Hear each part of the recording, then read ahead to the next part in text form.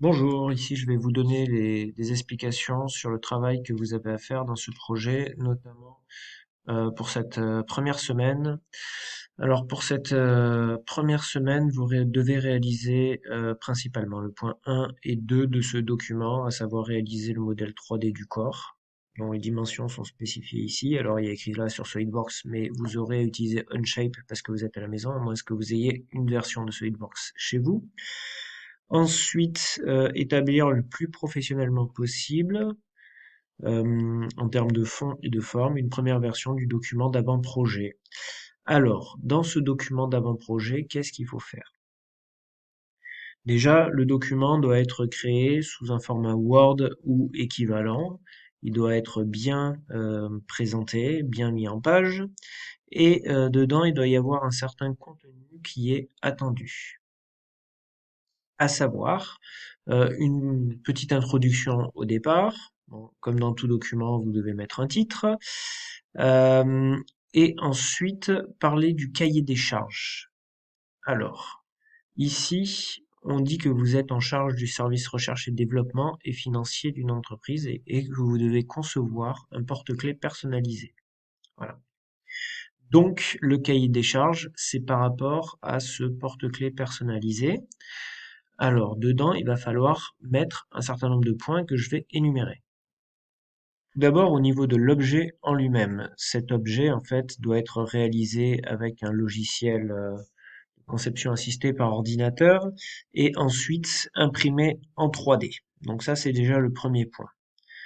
Ensuite, il y a les dimensions que l'objet doit respecter, à savoir voilà les dimensions de ce cube, et l'objet ne doit pas pouvoir sortir de ce cube-là. Lorsqu'on va l'imprimer, il va pas pouvoir dépasser, donc la pièce que l'on a à l'intérieur ne doit pas être plus grande que les dimensions du cube. Donc je rappelle que la pièce qui est à l'intérieur doit être capable de bouger, mais également de toujours rester prisonnière à l'intérieur du cube. En termes financiers, on cherche à avoir une pièce qui est d'un prix inférieur à 1,50 €. Ensuite, en termes de contraintes matérielles, on va utiliser une imprimante 3D. C'est un modèle Upbox Plus. Ensuite, dans le cahier des charges, vous ajoutez d'autres fonctions que l'objet doit satisfaire. Donc, par exemple, au niveau esthétique, au niveau sécurité d'utilisation avec l'utilisateur. Donc, on peut imaginer que ça ne va pas le blesser, par exemple. Voilà, toutes les fonctions globales annexes auxquelles l'objet doit satisfaire. Donc, tout ce qui est réfléchi en amont au niveau de l'objet. Au niveau de votre document, vous devez également, en plus du cahier des charges, faire une étude des coûts. Alors, dans l'étude des coûts, il y a plusieurs éléments à prendre en compte. On utilise des machines pendant un certain temps, donc il y a le coût de la machine. Alors, le prix d'une imprimante 3D comme ça, de ce modèle d'imprimante 3D de 2 000 € hors taxe, et le temps moyen d'une utilisation pour faire une telle pièce en impression 3D est d'environ une demi-heure. Voilà. Euh, donc ensuite, donc si j'utilise juste l'imprimante pour faire une pièce, ben, la pièce en coût machine, elle va me revenir au prix de l'imprimante, à savoir 2 000 € hors taxe, auquel il faudra ajouter les taxes pour avoir un prix TTC. Sachant que cette imprimante-là, on va l'utiliser pendant un certain temps, donc il faut trouver un nombre à peu près cohérent de pièces que l'on peut imprimer en tout sur la durée de vie de l'imprimante.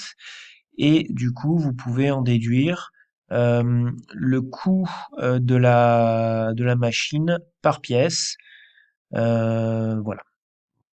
Ensuite, dans le calcul des coûts, il y a le coût d'utilisation de la machine en termes d'électricité. Donc, vous avez ici une information en termes de consommation d'électricité. On sait qu'elle fonctionne pendant une demi-heure. Et en fait, l'électricité se facture en kilowattheure. sachant que 1 kWh c'est environ 15 centimes d'euros, que là on utilise cette puissance de 220 watts et on va l'utiliser pendant une demi-heure. Vous pouvez calculer à partir des informations que je viens de vous donner le coût de l'électricité pour imprimer une pièce. À cela, il faut ajouter le coût de la matière. Donc, c'est du filament 3D en matériau qui s'appelle de l'ABS. Vous pouvez voir la gamme de prix du plastique qu'on utilise. Ce prix-là, c'est pour 500 grammes de matériaux. Voilà. Donc, à partir de là, il faut être capable de trouver la masse d'une pièce pour en déduire en fait le coût matière. Pour calculer la masse d'une pièce, on va partir sur un calcul assez simplifié. Alors la matière utilisée est de l'ABS. Ici, vous avez la masse volumique de l'ABS.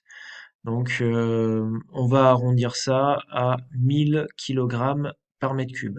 D'accord? Donc on a 1000 kg par mètre cube. Si on a un mètre cube, ça correspond à 1000 kg. Voilà. Nous, on va partir sur un calcul bien simplifié. Je vais m'expliquer. La pièce que l'on va avoir va être composée d'un cube ici de côté 20 mm et on va partir sur un calcul vraiment simplifié en considérant qu'on a dans un premier temps un cube plein. Donc on va considérer un cube de 20 mm de côté rempli de plastique ABS. Donc ça, le 20 c'est en millimètres. À partir de ça, on va pouvoir calculer un volume si on veut le lier avec la masse volumique qui était en kilogrammes par mètre cube. Donc ce volume-là, on va l'exprimer en mètres cubes. Voilà. Donc on va pouvoir en déduire un nombre de kilogrammes, une masse.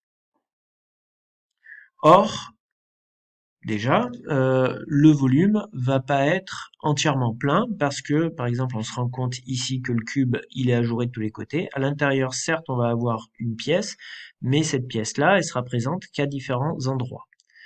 D'autre part, lorsqu'on imprime une pièce en 3D, ça c'est un exemple en fait de pièce pleine, donc toute la partie là est censée être pleine. On a à l'intérieur quelque chose qui est ajouré, qui est en structure un peu de sorte de nid d'abeille, et en fait on a certaines zones qui sont forcément vides et on a une petite peau ici. Donc au final, notre pièce, on peut considérer qu'elle est pleine à l'ordre de 30%, c'est un ordre de grandeur.